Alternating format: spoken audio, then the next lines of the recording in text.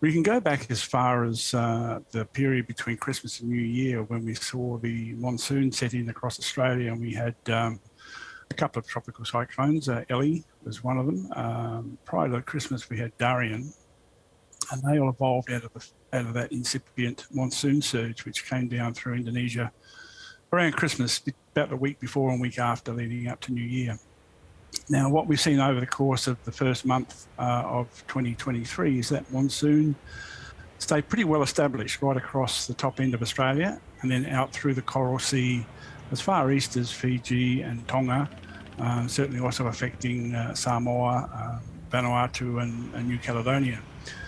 It's a typical sort of pattern you would see this time of the year. It's January, it's hot, it's humid, it's pretty steamy in the tropics.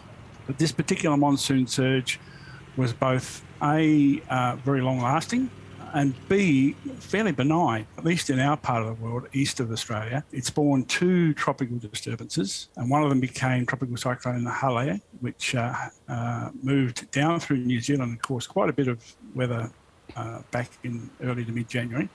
And then Irene, which kind of fizzled out over the Central Pacific. And then there was a third depression, and that one really didn't do much at all. It just sort of sat in the sea for a couple of weeks, and that's the system that ended up coming down through New Zealand over the past weekend. And Neville, meteorologists predict the chance of 4 or more cyclones in the Western Pacific this season. How significant might these be? 4 was the prediction. So far, we've only had 2, but of course, we are in February and March. February and March, statistically, are the months with the most tropical cyclone activity in the Southwest Pacific Ocean region. So we're not out of the woods yet. We still have 2 full months of the season to run to the end of April. So there's still quite a time left for us to get some nasty surprises.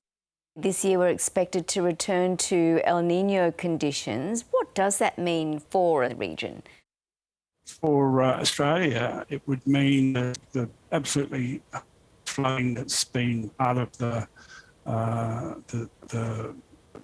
national scene since going back to the Brisbane floods in February of last year, which is back in the last La Nina event of the 2021-2022 season, right through to what we saw with the devastation caused by Cyclone Ellie through Western Australia and parts of the Northern Territory, and the continued higher than average rainfall over much of Eastern Australia as well.